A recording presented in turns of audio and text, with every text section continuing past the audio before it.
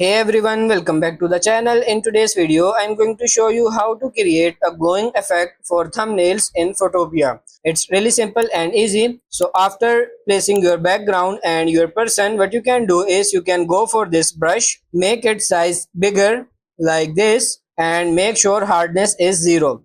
Then change the color to any color you want. You want the glowing effect to be, then create a new layer like this, drag it under the picture you want the glow effect to have. Put the color behind the pictures back using the brush tool like this, change the color to white to make it look like lightning. And then again make it little bit.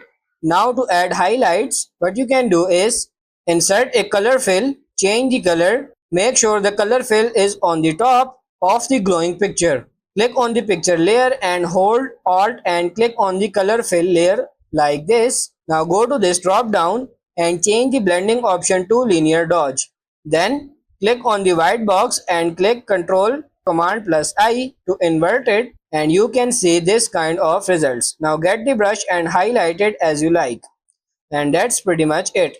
That's how to create a glowing effect for thumbnails in Photopea. I hope this video was helpful. If it is, like it and subscribe to the channel. Thank you.